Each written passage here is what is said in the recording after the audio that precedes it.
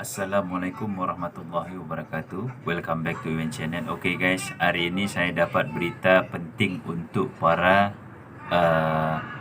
khususnya yang orang Indonesia yang tak ada dokumen. Bolehlah kita adu-adukan sekarang karena berita ini sangat penting untuk para TKI yang tak ada dokumen di Malaysia ni ya guys. Kita tak payah ejen apa semua, karena ejen itu memang maksudnya bukan ejen itu takut dia menipu, duit tak sampai kan. Jadi kita yang merasa rugi. Jomlah kita tengok video ini supaya anda-anda yang tak ada dokumen bolehlah mengurus untuk pulang ke kampung halaman. Jom kita tengok video sampai habis.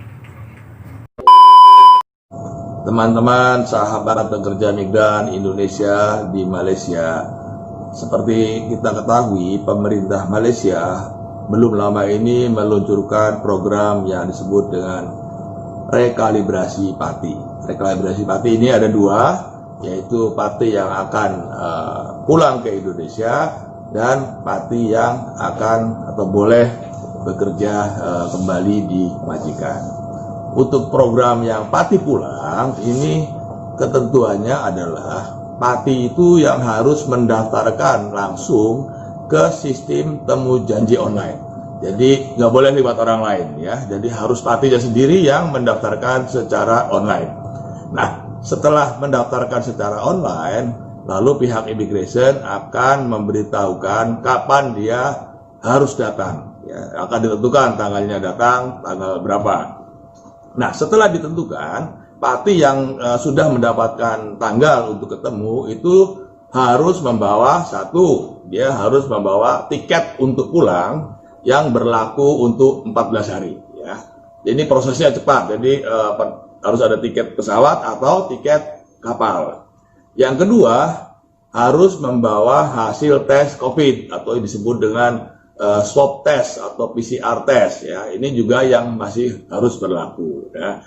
Setelah ketemu dengan membawa dua syarat itu, maka pati akan diperiksa ya, diambil sidik jari.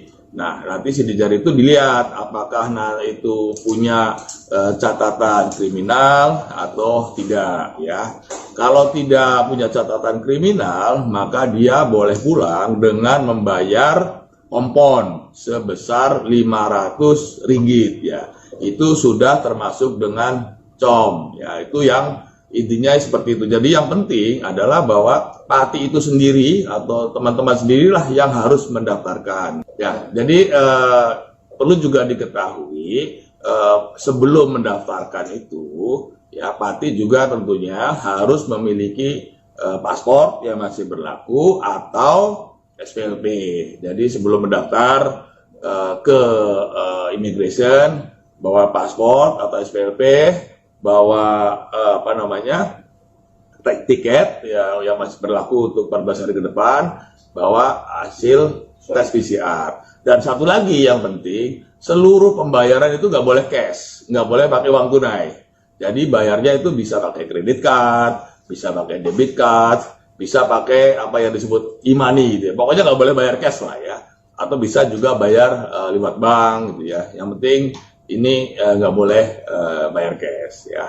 Itu yang program pati untuk pulang, kira-kira begitu ya. Sekarang program yang pati untuk kerja kembali ya. Ini juga yang harus diketahui adalah semua yang ngurus ini majikan ya. Pertama, majikan harus daftar untuk temu janji secara online ya. Temu janji online nanti oleh pihak immigration akan diberi tentukan tanggal berapa akan ketemu. Setelah ditentukan ketemu itu majikan dan teman-teman yang mau ikut program ini harus pergi ke immigration ya, immigration. Nanti di situ akan diperiksa pati apa, teman-teman juga akan diperiksa, misalkan apakah masuk dalam daftar hitam, apakah dia masuknya dulu bagaimana, apa melalui jalur tikus. Kalau jalur tikus nggak boleh, masuk dalam daftar hitam nggak boleh. Yang kabur dari majikan dan dilaporkan oleh majikan juga nggak boleh ya. Ini yang kemudian juga yang juga harus diketahui bahwa untuk bisa program ini harus punya paspor yang masih berlaku 18 bulan ya. Ini programnya. Jadi kalau paspornya udah mati gimana? Ya nggak bisa ya. Atau paspornya berlaku tapi tinggal 6 bulan juga nggak boleh. Jadi paspor harus masih berlaku 18 bulan ya. Nah, ini yang penting diketahui ya. Yang penting diketahui yang bisa mendaftarkan hanya majikan. Jadi kalau ada orang yang datang bisa menguruskan pati, agent menguruskan permit atau agent mau ngurus ini itu pasti bohong ya. Pasti ketipu. Jadi jangan sekali-kali pakai agent. Karena yang bisa mendaftarkan adalah majikannya, bukan agentnya ya. Jadi ini yang perlu diketahui. Jadi sekarang ini kalau ada yang membujuk-bujuk bisa nguruskan permit, nggak boleh diterima ya, jangan diterima karena itu pasti bohong, pasti duitnya nanti hilang ya. Nah ini juga nanti oleh pihak kerajaan Malaysia patinya juga akan diperiksa ya, kelulusan enggak, ada catatan enggak, majikannya juga sama ya, majikannya ini memang boleh bekerjakan atau tidak, lalu semua diperiksa. Kalau lolos nanti majikan akan diberi kuota, boleh merekrut berapa ya, 100, 200, itu nanti keputusannya pihak kerajaan Malaysia lah ya yang akan menentukan. Nah nanti selanjutnya kalau sudah proses maka akan ikut tes kesehatan di Pomema. Jadi Pomema kalau ternyata sehat ya, badannya kuat, boleh lanjut. Yang tidak sehat ikut program pulang ya, pulang nanti seperti yang tadi dijelaskan.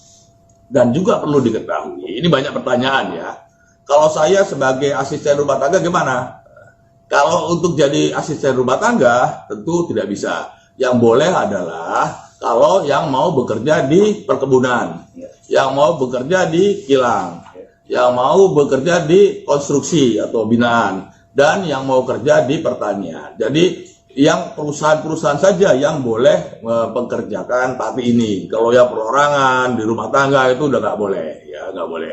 Kalau nggak boleh berarti harus pulang. Yang juga perlu diketahui adalah bahwa seluruh biaya, ya bayar kompon, bayar levy, bayar Pomema, bayar proses dan lain-lain itu menjadi tanggungan majikan.